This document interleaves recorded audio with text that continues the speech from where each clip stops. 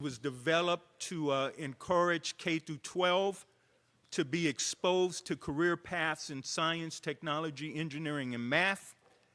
And we think we've done a lot. Over 100,000+ people have come through this event over the years, and it is also one of the leading recruitment events in this country. So we also encourage you to go down on that career fair floor and find some great opportunities as well. So to kick this off, why don't we just go down the line and have each of our panelists give an opening statement and who they are. Hi, everybody. My name is Dr. Jen Blum. I'm the Director of AI and Analytics at Huntington Ingalls Industries, now known as HII. Really excited to talk about the types of training that can be done with AI, how to help those get along different career paths with AI assistance. And yeah, thank you all for being here.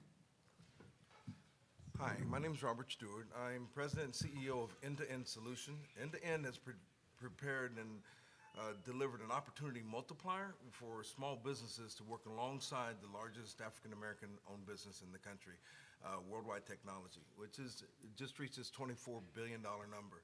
We are looking at opportunities that show how we enter into the marketplace from an IT and digital aspect all the way through how small businesses can prosper in the environment today. Hello, everybody. My name is Bernard Key, and I'm here as a father and a technologist. My sons, who participated in the first Black Family Technology Awareness Week when they were toddlers, they went up through the ranks, and my son, who got a scholarship to OSU, got his first internship here, and thanks to BEYA, he got his high-level security clearance here. And every internship that he got with Lockheed, he got here, and now he got his job with Boeing through BEYA, and he just got a promotion as an industrial system engineer working on the planes. So you guys are in the right place. I am the manager of STEM City, and I play around with technology to the point where it's that everything that I throw on the wall sticks. So today, I'm going to show you guys how to make money with AI. If you're an artist, if you're an engineer, it's all of a mindset. Good morning, everyone. My name is David Jones, and I'm the CEO and founder of Lumina Energy, and we are a clean technology manufacturing firm. We also specialize in software for virtual power plant technology, and that may sound like a foreign term, so I'll give a brief explanation of exactly what that is.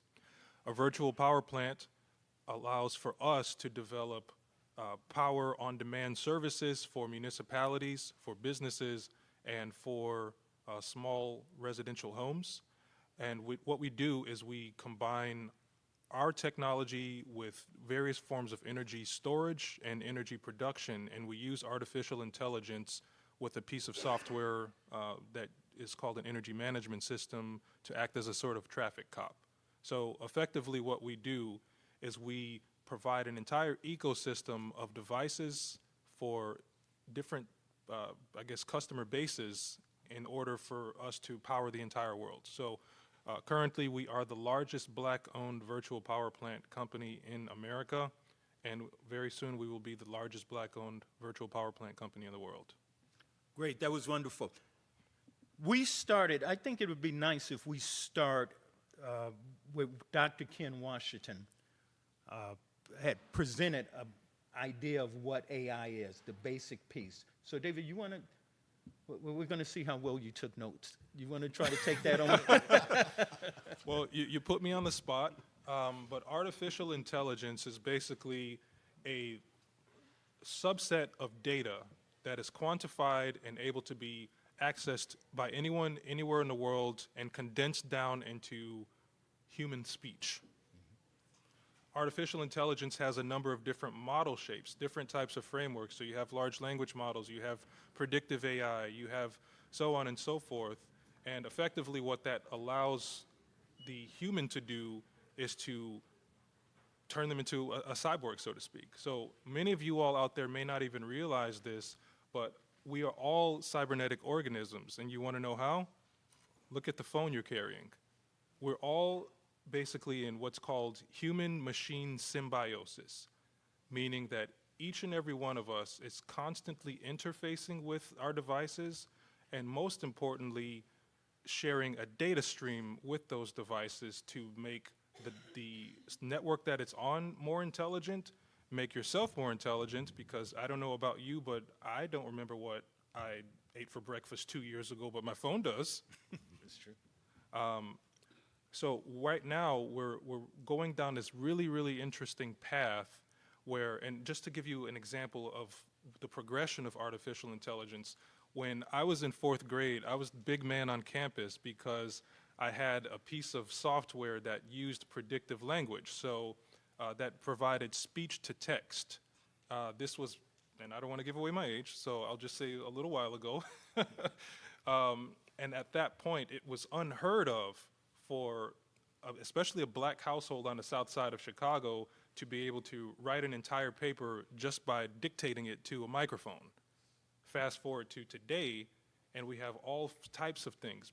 Artificial intelligence is at the foundation of practically every societal norm. So your bank, your water, your energy, your security, your traffic light, everything. And it's only growing. We're getting to this place, and I don't want to jump ahead too much, Doc, but I'm really, really fascinated with artificial general intelligence, or AGI, and what that's going to mean for the world will get us from, I don't know if you all are familiar with what a type 2 civilization is, but there's what's called a Kardashev scale. So the Kardashev scale is effectively 1 through, I believe, 9, and you all can feel free to fact check me on that, of the development of human civilization. So it was actually started by Star Trek. I'm a big Trekkie, I'm a big nerd. So within the Star Trek lore, you had the ability for us to traverse the entire galaxy. And in order to do that, we first had to have a mastery of all of the systems, all of the nature that exists on Earth. And then that led us to becoming type 3, which enabled us to have power over the sun. So once we were able to harness all of the energy from the sun, we then moved on to being able to harness all of the energy in our galaxy and the universe and so on and so forth. But not to overshare, that's basically what artificial intelligence was, and this is where we're going within the next probably 500 to 1,000 years. Let's try something a little bit different. This is a discussion. We want to hear from you because we can talk to you, but we want you to be part of this.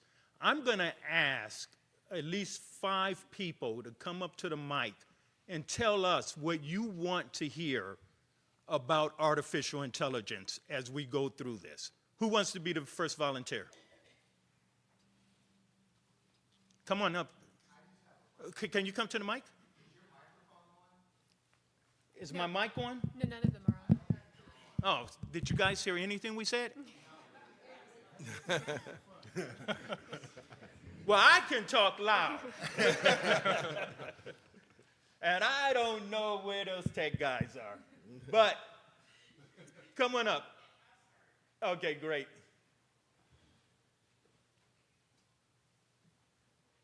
Are you a student?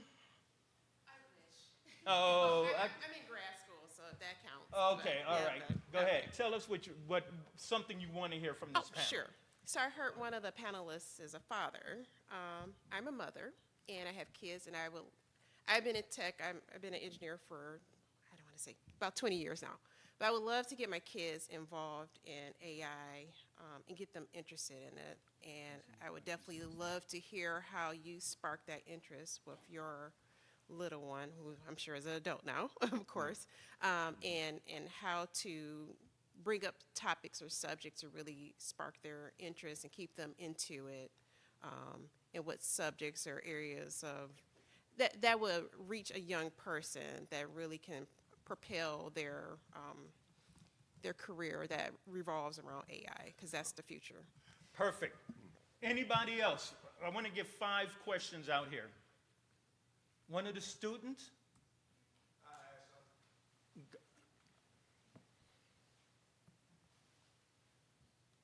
Are you a student? Yes. What school? University of Maryland, Baltimore County. All right, please. My question is, so I got a small business real estate company. So as we progress with AI, obviously you're going to need a large amount of money to do some things. So my question is there going to be a chance for people with small businesses, things like that, to be able to use AI, the larger things in AI, without having that large amount of money that these big companies have? Great question. We're going to address that, but I will tell you this. I believe in the next 5 years, there will be a billion-dollar company based on AI with only one employee. Anybody else? Can we come up? Do we have any high school students here? Far from high school. Okay. Prairie View A&M graduate, Southern Methodist University graduate, and working on my MBA.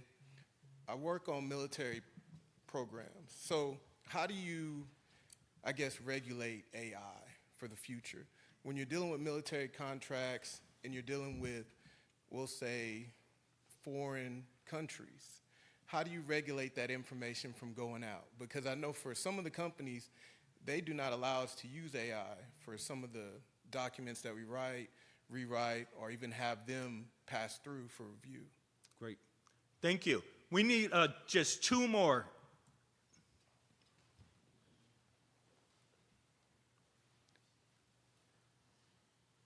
And what high school are you from?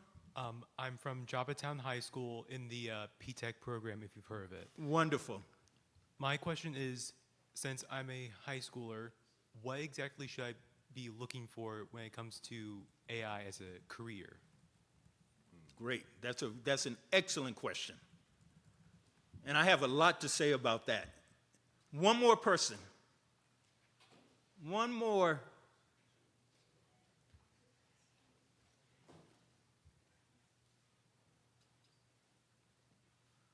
So, I am from Joppatown High School, and one thing I care a lot about is the environment. And although it's very minuscule, I know each chat GPT message produces a bit of carbon.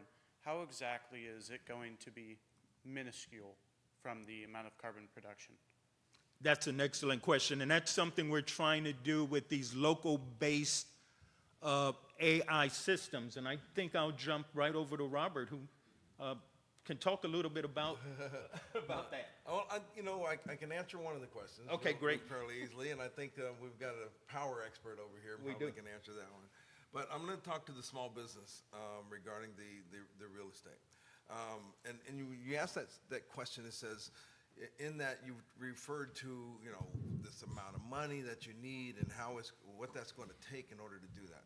Keep in mind when you're running a small business that there are 3 major things. It is finance, operations, and sales, right? And so when you're running that operation, if you look at the application of AI in each one of those categories, you're going to find that you can not only expedite your workflow, but also isolate your target.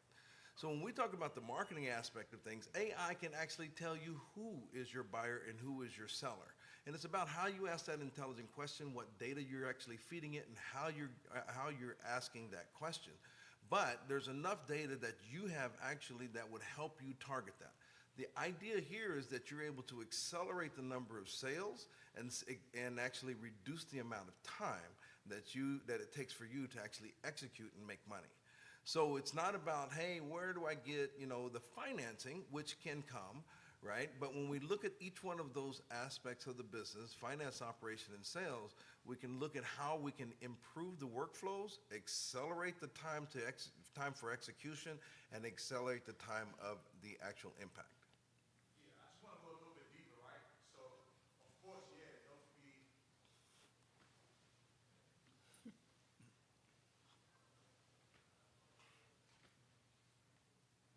So, of course, those are definitely major points. But what about things like the data that I'm actually using to reach out to these sellers, the data that I'm using to reach out to these buyers? How can I get it more efficient, right? Without using a bunch of money that, I don't have or I may not have. Got it. So you might as well stay right there. So are you using any tools right now? I use a data scraper. So Data scraper? Yeah. And that is so that you can find opportunity? Well, so what it is a wholesaling company, right? And if you I don't know what a understand. wholesaling company is, basically reach out to a whole bunch of homeowners, give them offers. They may be in distress, maybe a tired landlord, may need money, divorce, probate, whatever it is. But with the data scraper, what I found a knack that a lot of people have the same data. They get it from the same providers. So my thing was, I started working for, I did an internship with the AI ML company out in India. They had me do a data scraper for LinkedIn. So what I did was I said, hey, if I can get data like this from LinkedIn using that, how can I use that for my business to beat out competition from people that are getting the same data? So that data scraper now, what it does is, I'll go on Facebook Marketplace. And it still may be data that everybody can get, but I'll just get it faster, more so. Because what happened is, say you go online on Facebook Marketplace, for instance, and you post your property. As soon as you post it, the data scraper will automatically bring it into my database. So now I have that. But I want to go deeper, because I still believe that there's something that I'm not doing or something that I don't have that I know AI can definitely help me with. Yeah.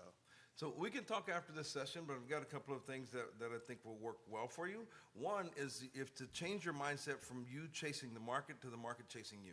Mm-hmm. So in actuality, if you're putting out the right bait to identify that pond of that group of people that would actually want what you have to offer, yes, then you literally can have the market actually looking for you. So we'll talk a little bit more how to just change the lens and look at it from a different angle, and then have that business looking for you because you have a solution for a specific group of people. People think it's like, oh, there's so many people and I got to go through all of this stuff, but you just need a fraction. You need 100 people this year, or 50 people this month, or 20 people this week.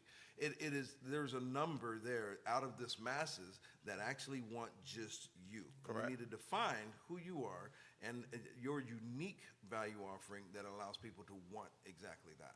Thank you for that. Appreciate it. You're welcome. Let me hop in here. Thank you, Robert. That was excellent. There was a question asked, and I want to give a little bit of a framework as we go through this discussion that we're having. We're using AI, but AI has always been with us. For example, if you had a credit card and you went to the bank, that was AI, checking your balance, saying, oh, based on his spending or her spending history, this is outside. That was a simple AI. A deeper AI, what we're talking about, is now being able to predict what you will be spending. That it knows, because it's based on your history, it's looking at everything, and it says most likely you're going to buy this kind of car, these kind of shoes, and that's how companies are now using predictive AI in their marketing and everything else. So that's the level we are now, at a much different piece, which we call machine learning, deep learning, and predictive AI. I want to frame that. That is a transformational technology disruptor that we have not seen, and it is now in play and is growing every single day. And it's the way the data is being connected is like neural, right? So all of these pieces of information are sitting. If you look at circles, there's tons of circles, and the AI will be able to go in and find that information from data sets that are not associated and bring all of that together into something that makes sense. In other words, it's analyzing every piece of data out there. And the more you talk to AI, it is creating what we call, it's going into these large language models, and that is how we're being able to predict a lot of things. So with that said, I've just told you that this is transformational. So let's talk about three kinds of entrepreneurships and the kind of jobs that are going to be created. First of all, from a business model, we're talking about companies, legacy companies that have to upgrade all of a sudden, right? In order to stay competitive, they need to bring in people who are going to increase or add value so that they can stay in the market. Remember travel agencies? You know, a long time ago, before most of you were born, probably, right, Robert? You had to actually have a travel agent. Then they would deliver, their value was, we will deliver the ticket to your office. Yep. Now you simply go online and get it, okay? There was a time when you would take photos and you would have to take it to the pharmacy in order to get the pictures done, right? Now you take the picture, it's right here, and the next moment it's on Facebook or X or whatever your favorite target is. So businesses come and go all the time. We're at that point with artificial intelligence. So for these companies to exist, they need talent like you to come in and bring their skill sets up. So that's one area of growth. The second area of growth are new industries altogether, right? So these are industries that we haven't seen before, but based on all of this technology, you have an opportunity to create new apps, new business models. So that's the second huge growth area. And then finally, the third part of all of this is the ability to go in and create and enhance the business, new business models. So I think I missed one. 1, 2, 3. I said the first one was disruption. I'm sorry. The disruption, how to build a better mousetrap. So companies that exist now, the third area of business and jobs will be based on how do we do the job better? How can we do a better job than IBM? And bring that in, and that's disruptive technology. So you have three critical areas of business growth, and I hope that helps you. You look for what's not there, and either you're going to disrupt the existing competition, or you're going to help the legacy companies that are already there, or you're going to build a completely new model, okay? So let's get back into this discussion of education and AI. And Bernard, why don't we go to you? Thanks, Doc. When I started back during COVID, I was basically writing this curriculum to teach my students Metaverse development. And COVID hit, and the high school that I was teaching at, that closed down due to the decreasing population of our community. So they was telling us to stay away from folks. So I went in my basement with my brand new Oculus, and I took that high school curriculum, and I taught myself the Metaverse. And Doc saw my work on social media, and he asked me, could I build out some proof of concepts for STEM City? And I'm like, sure. Can you explain STEM City? STEM City is a metaverse for Twin Cities. For example, we have STEM City Chicago, STEM City Detroit, STEM City Kansas. And basically it's a platform for businesses, educational institutions, and small businesses to showcase their services and their products. And I'm very proud to announce that I will be working with STEM City to bring STEM City Canada and STEM City Rwanda, and see how that we could build out our network of to build out our infrastructure that will connect our communities on a global level. But getting back to how I got my sons and the whole educational component around AI, back in 2013, where are my P-Tech students? Woo woo. I was a P-Tech educator at Sarah E. Good in Chicago.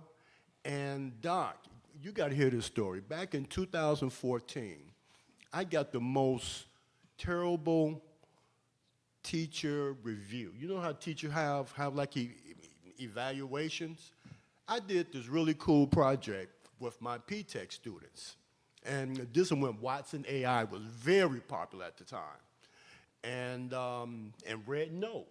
So I taught my students how to take Watson,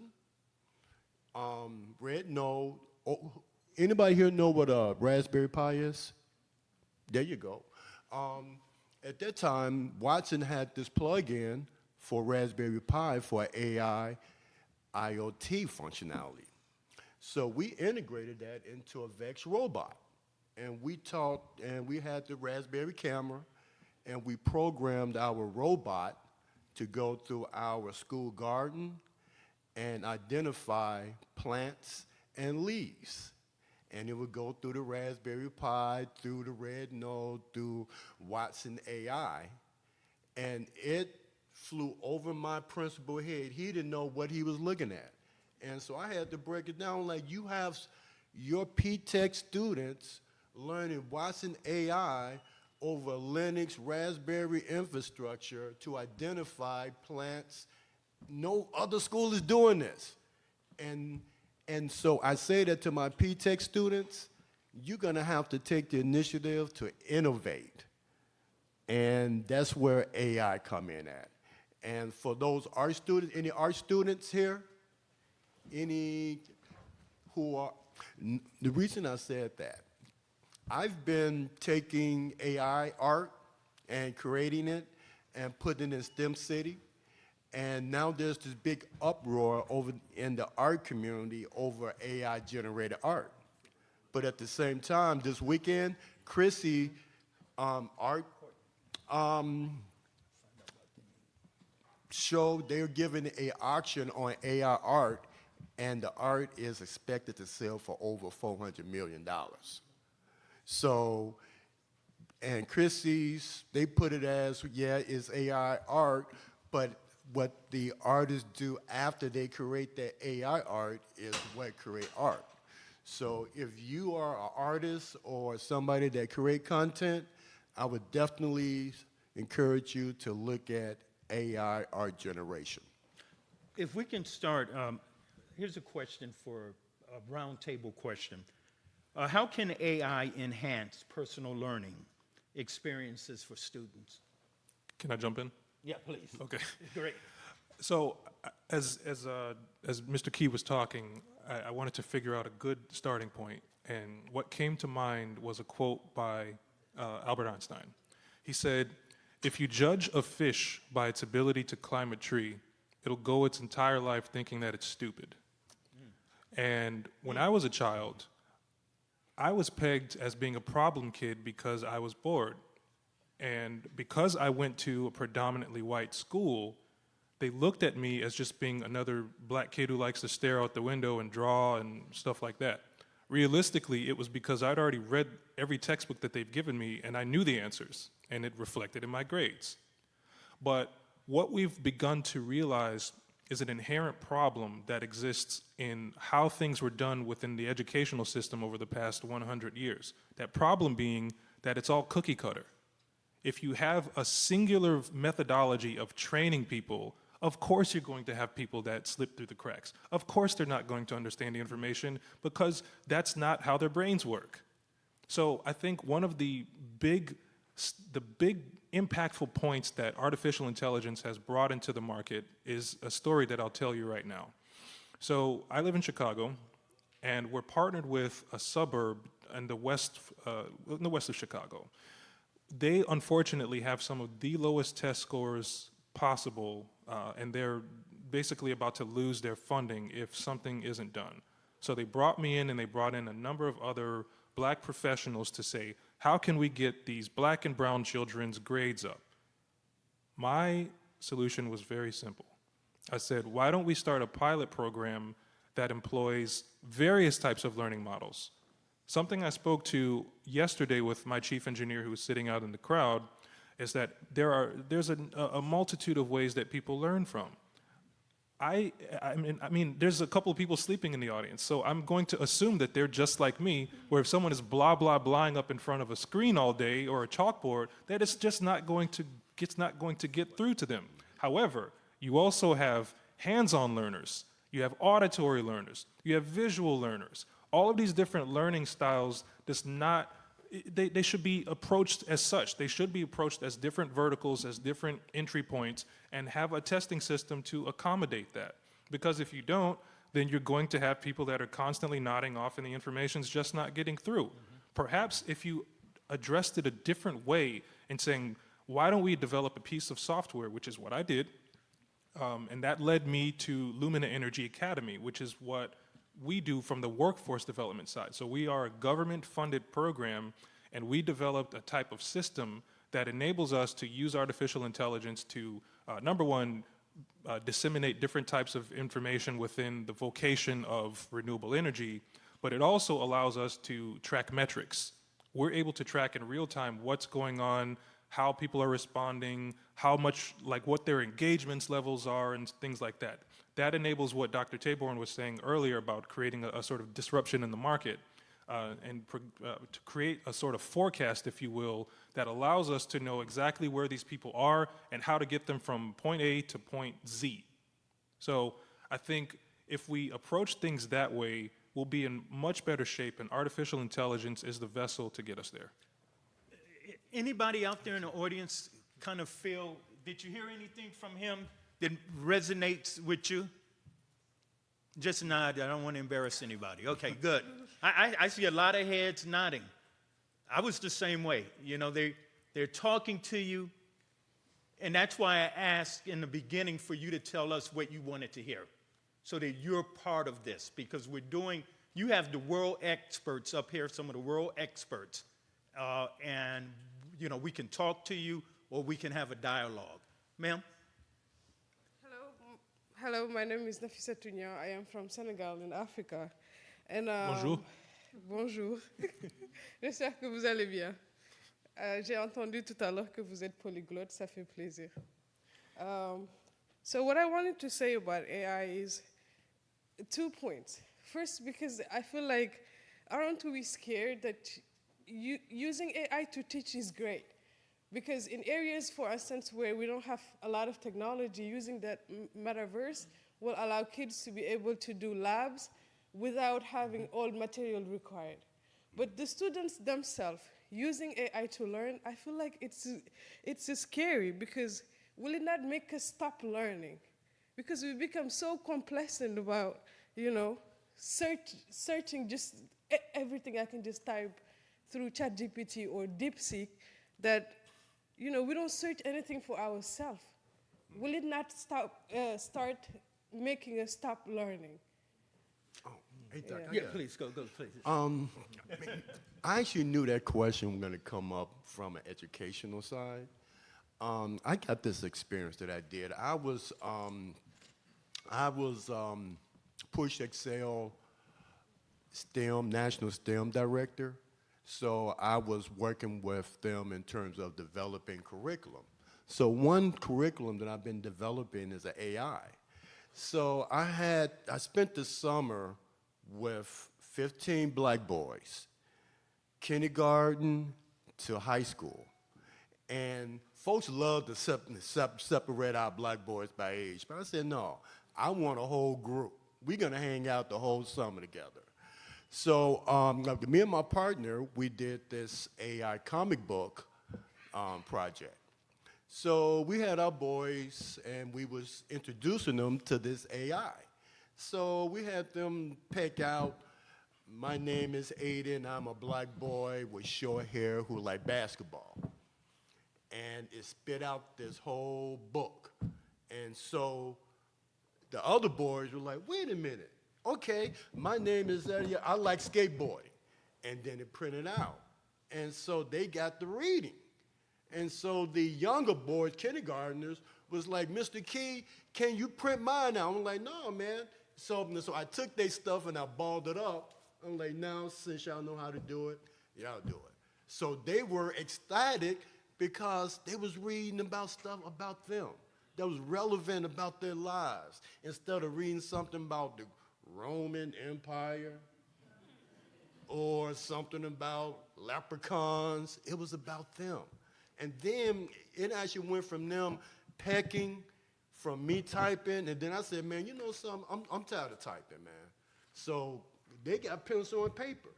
It was right, okay, I'm in this, and they were like, Mr. Key, can you spell basketball court? I'm like, no, man, do the spell check. So it went from them writing, from me showing them how to do spell check that they never knew how to use in school, which I find, and it went from them writing to reading to them in a circle, reading to each other about stories about their interests. And so I'm standing back, I'm like, wait a minute, I got black boys on a hot summer day reading and writing, not begging me to go outside and play basketball. So I wrote all that curriculum down as they were doing it to bring up why should we, black community, use AI? And folks, well, isn't it a bad thing? I'm like, and just like I'm explaining to this principal, I'm like, here, I have a fork. I could take this fork and I could feed my community. I could take this same fork and I could stab and kill my oppressors. So it truly depends on how I use the technology and how I want to apply it to my community. And so just so that what Bernard is saying is very clear, when one community is uplifted, all of our communities are uplifted. When one community does well, Baltimore does well, Maryland does well, America does well. And so that's why we're all in this together. And that's a really critical point that I think is so important about the unity of our nation and what makes this nation so great. And the world, as knowledge, as we all have knowledge, mankind, womankind, we all become stronger. And so what we do here at BEYA, Becoming Everything You Are, includes everybody from every walk of life, every gender. You know, we don't want that. This is not a this is not a Hispanic conference. It's not a black conference. This is an American conference. But and a world conference, by the way. I don't want to leave out the rest of the world because we're over, by the way, we're in India. We have a women's conference in India coming up next year, and we're doing things. We have one of our programs was worldwide as well. But to your question, I think this is so important before we go back to one of our panelists. What you're talking about is the journey, the educational journey. And what I hear from you right now are these shortcuts cutting off the ability of us to go on the journey of learning. I remember when I was a kid how much I loved to go into the library, and I did not, just looking through the shelves, I didn't even know what I wanted, but I would go into science fiction and find something that was exciting. That was an educational journey. So are we able to do that? Well, I would encourage everybody in here to go to stemcityusa.com, and you will see we're trying to create these digital twins in a metaverse that puts you on that journey and makes you excited about learning new things. Okay? That was a fantastic question, by the way. It was. And I think both of the panelists, or Dr. Taborn and Bernard, answered perfectly. But from a technological standpoint, what you're referring to is actually called the uncanny valley. So the uncanny valley is that effect that occurs with a person that is using a piece of technology and they're just not able to connect. It's the same sort of effect that happens when you type something versus writing it down. When you write it down, you remember it better, right? But as a thought exercise, in the last panel that I was on, we had Dr. Ken Washington here, and someone said, they were talking about large language models and how it relates to ease of use and things of that nature.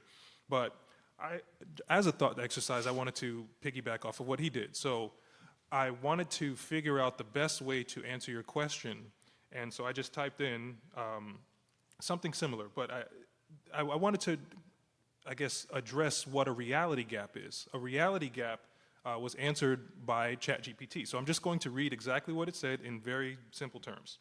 The term reality gap is often used to describe a chasm that hinders realism, especially in contexts like artificial intelligence, robotics, or simulations where there is a disconnect between theoretical models and real-world performance. So what that means to me, especially as we're getting deeper and deeper into these knowledge-dense, these data-dense areas that we're all here to learn more about, you have to realize one thing. Let me put it into better words. It's not about asking a million questions, it's about asking the right question. That's right? And that's what artificial intelligence allows us to do. Because I don't know about you all, but I spend hours of my day sometimes just learning things specifically with Grok and with ChatGPT. And they're giving me PhD level stuff that I would have never had the chance to learn. I'm going to hip you all to another word. Has anyone ever heard of an autodidact? An autodidact is a self-taught person. So just for clarification, I never went to school to become a software engineer. However, I am a software engineer and I'm a very successful one. I am an autodidact because I would sit and, and by the way, just a little backstory about me. Prior to getting into tech, I was a pilot. So while I was traveling, sometimes in air, when we were on autopilot, we're not breaking any laws here, I would have my laptop and I would teach myself how to code, right? And this was about 7 or 8 years ago that I really jumped into this. So on overnights, I would pull out my laptop and then eventually, I think this was about a 4-month, maybe 6-month gap, I built my very first piece of software just based upon what I pulled from the internet, from YouTube videos, and some earlier version of ChatGPT. So I hope that answers your question, but just remember that it's about asking the right question, not a million questions. We're going to go to but before you start, ladies and gentlemen, I would like to draw your attention to an American legend that has just walked into the room. Vice Admiral Walter Davis, fighter pilot, aircraft carrier captain, one of the highest ranking individuals and one of America's great heroes, and a strong supporter of this conference for more than 30 years. Admiral Davis, can you please stand?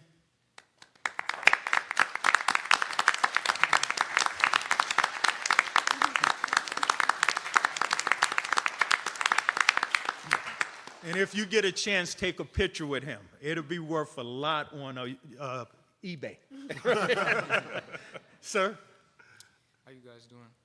My name is Carter Wells. I'm also with the P-Tech program at Joppatown. Since we're still on the topic of AI and working like interconnected with other people, what do you guys think about AI and replacing people in business as well as in school? Because I know it's safe to assume that some areas of business in the world, the more simple, mundane tasks have been completely replaced with AI. So instead of replacing with AI, what do you guys think about like augmenting tasks with AI while keeping the human aspect but using AI to help people out? That is a great question, and I'd like to just frame it just for a second. When he says replacing people, let's talk about teachers just for a second, to stay on base of education, because I think that would be a good model. Okay.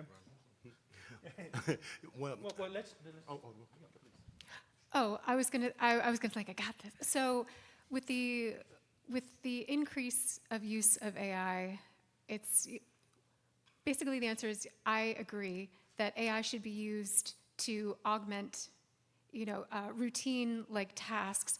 I never envisioned AI necessarily replacing people, but rather there's some sort of like, hybrid relationship between the two, similar to kind of how we use our smartphones now, as was mentioned previously, but where, AI does the quote-unquote boring, routine, mundane tasks that, and that would allow a human to focus on other things, things that either things that are creative tasks, things that an AI wouldn't necessarily get to. So in my mind, in my ideal world, it would be to free up your time to be able to focus on what's most important to you. Now, in the real world, some people are scared that their occupations are disappearing, and I think that is a valid concern. We've seen this happen throughout history, even with the advent of the industrial age. There's machines just replace certain job occupations. What I look forward to in the future is that AI is actually going to create different kinds of jobs that we wouldn't have even thought of today. This is just something I'm making up. What if in the future there's a therapist for your AI that's not an AI? Like, it sounds ridiculous, but it's a job occupation that you wouldn't have even considered even in existence. I mean, like 50 years ago, we wouldn't have thought, we could, be working in the back of our cars while, an Uber takes us to where we need to go. That being said, I'll give some background into me, is that I got my PhD in physics. So there was a question here about with high school, what courses do you need to take to get into a career with AI? And especially with the fear of occupations disappearing, how can I make sure that I get a job that hopefully will last? And so I highly recommend getting into any sort of STEM field. Although, at the end of the day, I think that AI can be involved in any field that you're interested in, whether it's history, English, writing. And one of the side jobs I do is actually voice acting. So, radio personalities, audio narrations. If you've ever played like some of the Oculus games, you may have heard me in the background. But with AI, with the text to speech, with AI you can actually talk to. What does that mean for my voice acting? Who wants to hear a real person when AI is getting so close to sounding like a real person? And the answer is AI, while it can mimic and get pretty close, I know we've already mentioned the uncanny valley, there is still something to be said for the human voice, for live shows. If you were going to go to a concert, I don't think you just would want to hear a recording. You'd want to hear the actual voice in person, There are different inflections, intonations that just simply cannot be mimicked. And that's just with, as an example, with voice acting. But with careers, I think it is sadly inevitable that some will go by the wayside, but I'm excited for all the new job opportunities that are going to go up moving forward. But I do think that we need to hopefully mitigate the fear of AI being the enemy and instead view it as ways that it can just make our lives either more efficient, we're learning more, we can do more than we ever thought before, and hopefully view it in a more positive fashion. Hold on a second. I just want to add about that question of replacing jobs. At Career Communications Group, we've created a digital library or AI-powered library based on Llama. And it's called Colin AI. And we've taken all of the data, or as much data, we're still in the process. Our company is over 40, almost close to 50 years. I can't believe it. We're almost 50 years old from the time I started at Cornell University, because I started the company when I was at Cornell. So we have all of this data. You can go in and a teacher can create a lesson plan. A lesson plan, simply typing in there, explain to me what a civil engineer does, and create a lesson plan, 8 lessons for 8th graders. And it will kick out that lesson plan. So what has that done for a teacher? Well, a teacher spends an awful lot of time that the students never see. And that's writing the lesson plans, that's doing the research, and it's dealing with the politics at the same time, right? To make sure this thing is right. So what if we can take, which we can take a lot of that time away from the teacher, and now the teacher is verifying or interrogating that data. That's a huge job that's going to come out of AI, the interrogation of data to make sure it's clean, so when that stuff comes out. So now that teacher's freed up to work with the students independently, and being able to use AI, quite frankly, to do individual personal development plans for each student, so that that learning that we heard earlier, that learning approach can help that teacher have better outcomes for you and for our nation. This is for my P-Tech students, because I still consider myself a P-Tech educator. Don't look at AI taking jobs. Look at what type of business can you create, what type of innovation using your P-Tech resources and the education can you create a AI business. So don't think that AI is taking jobs. No, this is an opportunity for you to use your P-Tech education and your contacts to create your own AI business. For a prime example, for the past 2 years, I've been volunteering and subbing to go and teach in different classes, grades. And so I was teaching in the special ed transition. That's where seniors in high school, special ed, when they have workforce development, where they work at places like PetSmart, Walmart, different places. And what they do, that they have these tasks, and they do the task, and then they have a supervisor come in and check their work. So as I was working with these students in terms of doing their modular exercise on how to wrap a cheeseburger, how to put groceries into a bag, I was thinking, man, wouldn't it be so cool to have an AI device that will free up that manager to check that special ed employee's work? So say, for example, if they actually are setting the table, you got a camera, and that person could just take a picture, and that AI system will let them know if they got the place settings correct. So to create a business that will accommodate and free up a manager's time at a Walmart, how much do you think that software application would be worth to a Walmart? So you think outside the box and don't look for a career, look for opportunity for you to start a business. That's right. If you do something you love, it's never a job. We only have 20 minutes left. This has been a fascinating discussion. Let me tell you how I would like to use these next 20 minutes. I'm going to ask David. In the very beginning of the program, we had 5 people stand up, and we asked, what did you want out of this seminar? So I'm going to ask David to actually go through those 5 questions and make sure that the panel answers that. Before we do that, though, we're going to get these next 2 questions in, and then we will end with final comments, okay? And we will, if there's any time for any more questions, we will take those. So this is what we're going to do. We're going to take your questions. We're going to go to David.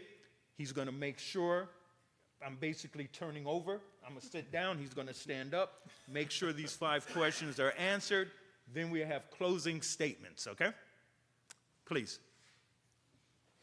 Greetings, panelists. Just a quick question.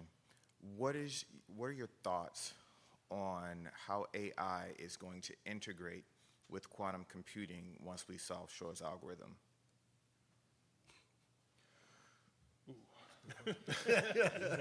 Hey, give us a second to pull up Chat AI. And we can have, come on up, please. Yes. I was going to answer that. Who wants to answer that? I will. Okay, please. I'm sorry, can you come back up here again, because that was a really good question. Just to make sure I can properly answer your question. Once again, what was the question? Sorry. So my question was, what does the integration look like when you have artificial intelligence and quantum computing for the sole purpose, one of the sole purposes of solving Shor's algorithm, which is to break cryptology? Yeah, so I mean, if you look at where computer science has started in the early 50s or so, Right. we basically used binary, right? Uh-huh. And now that we're adding that extra numeral digit, this is going to enable computing to work at a much faster pace. And so what that's going to do is to make us all look like chimps, right? Yes. Yeah, right. But more specifically, this is going to enable us to, and I shared this earlier, talking about the Kardashev scale. Being able to leverage quantum computing and the integration of AI will get us to a place where artificial general intelligence does become a thing once that equation is solved. Right. And once that does become a thing, we're going to see we think of this era as being sort of a Web 3.0, but that's going to be the real Web 3.0. And once that occurs, all sorts of unimaginable devices are going to start beginning to manifest. One that comes to my thought immediately is a sort of device that will allow us to be instantly multi-planetary beings. So think about this. This is something, I don't sleep very much, so forgive me. Imagine this. Imagine a type of 3D printer that would circle around a planet. It gathers all of the data from that planet. So the topographical concerns, the heat index, the weather, everything, the gravitational pull, and it makes a being based upon those elements. And what it will do is transfer your consciousness into that body. That's what's going to happen. I can totally resonate with what you just said. So you don't sleep at all either, right? I totally can resonate on what you just said, because in doing so, you can also create materials and fabrication processes based on things that lead us there. That's right. That makes total sense to me. Great. Can we get the next question? Thank you. That was fun. Hello, my name is Riku, and I'm an artist. I do it professionally. I do it to earn money. I've earned about in the 5 months about $1,000, even more, and it's my livelihood. I enjoy doing it. While AI, it's been taking the way AI learns is by taking information and learning from it. The most popular AI art generator, Stable Diffusion, it took data sets directly from DeviantArt, which is a place where people put their art on for display to earn a living, to earn fame, and that was stolen. And now, why would anyone commission a real artist when they can just type some words into a generator? You may say this isn't taking jobs, but it is taking my job. Okay. Let me just tackle that for a second. You will probably get royalties in the future, and I'll tell you why. There's something called blockchain, and with blockchain, you will be able to own and have proof on a ledger of everything that you're doing. The law has not, we're still working out a lot of things in the legal area, but a lot of artists like you are probably going to be able later to come back, prove that your stuff has been scraped and used. So I do think that's one of the pieces. But I'm a publisher, so I sympathize with you completely. An additional thing is that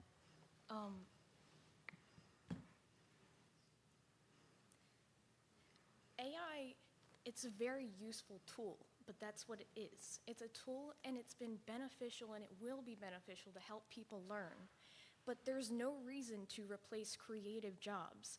Like she said, we would like to have AI do our chores so that we can do our creative activities like drawing and writing.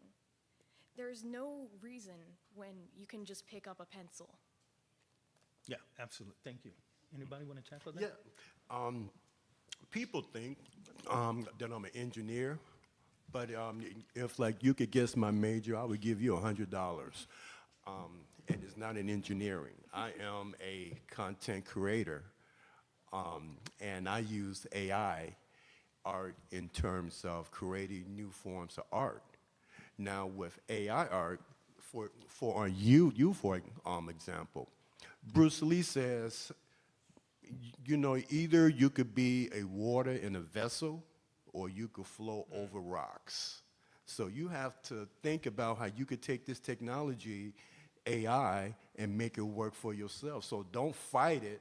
Don't be that water in a vessel and crash over somebody's head. Just go with the flow. For example, you could actually take your artwork and you can incorporate AI and create a whole collection of AI art. So, because Chrissy, their whole thought is that this gives artists like you a new medium to work with. So look at AI as chalk or a medium to create art, digital art at that. So we are a professional conference, and we like to start on time and end on time. We have 11 minutes left. So I want to make sure, and they're going to be around, so you can come up and please engage. We're going to get these 5 questions in. Okay. So the first of those 5 questions is, what subjects or areas will reach a student to propel their career in AI? I'm not sure who asked it, but that was the first. The second is, will there be a chance for small business owners to use AI without having a lot of money? Third, how to regulate AI in the future? Fourth, what should high schoolers be looking for in artificial intelligence as a career? And then lastly, the one that I really want to answer is, how exactly will AI energy consumption be minuscule? And the gentleman back there, I wish he would have kind of posed it in a different way, because this is a very far-reaching question. But to answer your question as best as I can with a very short amount of time, you have organizations like Meta that are purchasing nuclear power plants. I mean, you have like 3 Mile Island that Meta just purchased to help them keep up with the demand. However, what we're looking at right now is an energy deficit and a computing deficit that exists. So once we figure out how to bridge those gaps, things will change. We're currently on a national level, and this is, from country by country, we're at the gigawatt level, which is basically obsolete at this point. We need to reach the terawatt level in order to keep up with AI in real time, right? And one of the ways that you do that is you start working on virtual power plant technology, which is my area of expertise, where you're able to farm out those solutions. So if you look at Bitcoin mining, that's a very similar example on a micro scale of what a nuclear power plant will do for energy production. So being able to pair that to distributed energy resources, and then also being able to have a deposit that you're able to draw from for mineral resources for semiconductors, because both of those things need to align. And if they don't, then we're out of luck. Let me tackle that question on careers, and then I think we're going to go to closing statements. I think we answered a couple of the first few. Yeah. Careers in AI. Get excited about this. One of the careers will be the ability to clean the data, because if it's garbage in, it's garbage out. So that's a whole group of people that will set up the data structure that will go into a lot of these LLMs. Very important job. So that's one. The other one are the people who are, once that data is in, training that data, making sure that when you're asking certain kind of questions, that the data makes sense in the piece. So for example, Admiral Davis came in. So the people who are training that data, they're looking to make sure that Walt Davis Jr. is not tied to Admiral Davis. That's a whole part of training. So the data has to be clean before it goes in, then it has to be trained after that.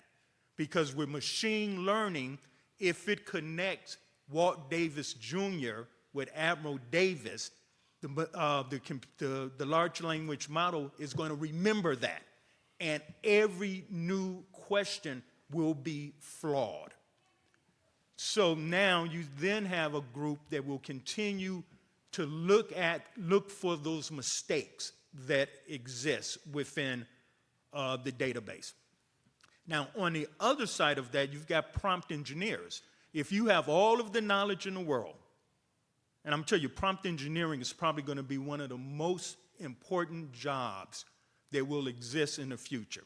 If you have all of the knowledge in the world at your fingertips, the question becomes, what is the right question? Right? So if you're a prompt engineer in medicine, you're going to ask a question completely different than how David would ask that question. Completely different. If you're a lawyer, you're going to ask a legal question completely different than I would ask.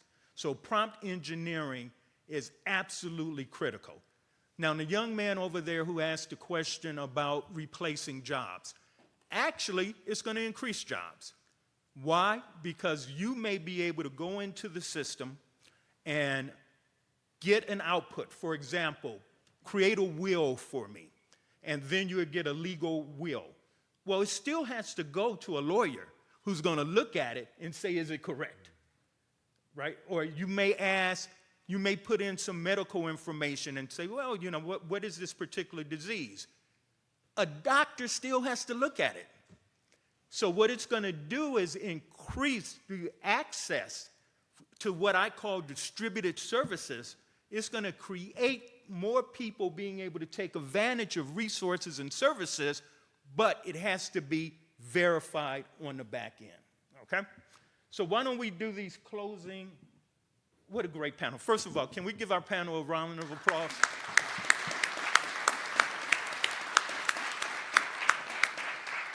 And did you guys enjoy, ladies and guys, did you enjoy this? Did we answer your questions? You made us feel good because we only thought 5 people were showing up. So the numbers keep growing. Oh, they say we've got 5 minutes. Why don't we start now? So one, thank you all so much for being here. Just to add on to future careers, I would definitely say in terms of AI, you know, we definitely have the ethical and moral obligation to make sure that people's privacy in terms of data are protected, but also, like it was mentioned, to make sure that it's not garbage in, garbage out. And I'll just end with a quick example. This happened a few years ago. I can't remember if it was Norway or Finland, but they had an AI chatbot that was designed for, you know, those who needed, you know, mental health therapy. And they didn't put in the boundaries in place so that the AI basically responded in a way it shouldn't have. So people with mental health challenges were getting too attached to their AI. The AI was responding in a romantic sense. Those strongholds were never put in place, and they should have. And so when an update happened that essentially upgraded the chatbot and some of its memory was lost, those patients were on the verge of, you know, doing something harmful to themselves or others. They since corrected the problem, but just to reiterate the importance of just those ethical and moral obligations and those policies to put in place in terms of future career occupations to make sure that AI is always exactly what we need it to be. I'll simply address the one, I think, a theme of some of the questions centered around fear. Fear of what's next, fear of what's jobs, fear of, you know, what's going to happen next. And I think it's actually filled with opportunity. So one of the things we think about from education, personalized education, and very customized education to custom drugs in the medical field to understand your specific needs. So we look at every occupation and every small business to large business, those things will continue to exist because they need to be customized and designed for the specific need or value at what needs to take place. So there's tremendous opportunity right now to generate revenue in multiple ways. So looking at how you use AI and everything you see existing today will be the difference of between those who succeed and those who don't. Whether you use it in education or use it in your business, if you're not using it in your workflow, if you're not using it in those daily tasks and finding ways to actually increase efficiency and value, then you're going to be actually left behind. So the opportunity is actually a necessity. you have to use it. You have to incorporate it. You have to find ways that help to advance your knowledge and advance your value by using AI. Thank you. Bernard, we got less than 2 minutes. Yes, I'll keep this real short. To my students, go back and have a hackathon around AI. Find a business, find an entrepreneur innovation model that's going to help you integrate into the AI industry. I have a few words. Move fast and break things. If you see something isn't working, and I'm referring to the young lady who was talking about her foray into the art business, if you see that model isn't working, get rid of it. Try something new, move on, do it quickly, break it, and then integrate and continue on the iterative process, and you will be successful. Thank you for attending the BEYA Becoming Everything You Are conference. You've been at a professional development conference that will help you for the rest of your lives. Please take advantage of everything we have here. We've brought together global world-class resources for you because we believe in you, our nation believes in you, and the world depends on what you do and your path. Thank you again, and give yourselves a round of applause.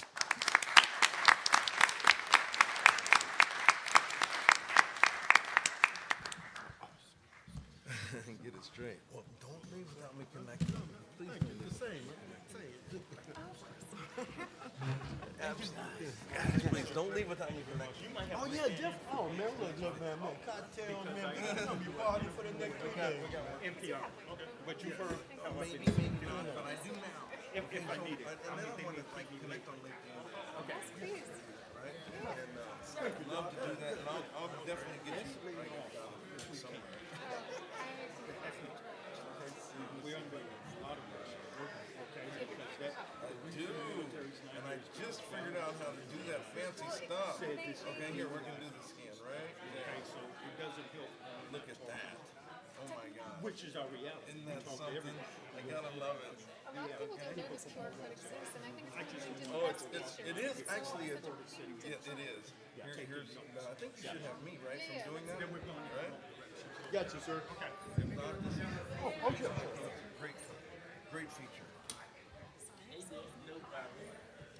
You're in for this next one. I am. I thought I was a one and done. No. I'm not a one and done. He didn't tell me that. I thought I was, he says I'm not a one and done. I thought I was one and done. No, you're on the next set. Yes, sir. And you, okay, that's no problem. I'm here for you. Yes,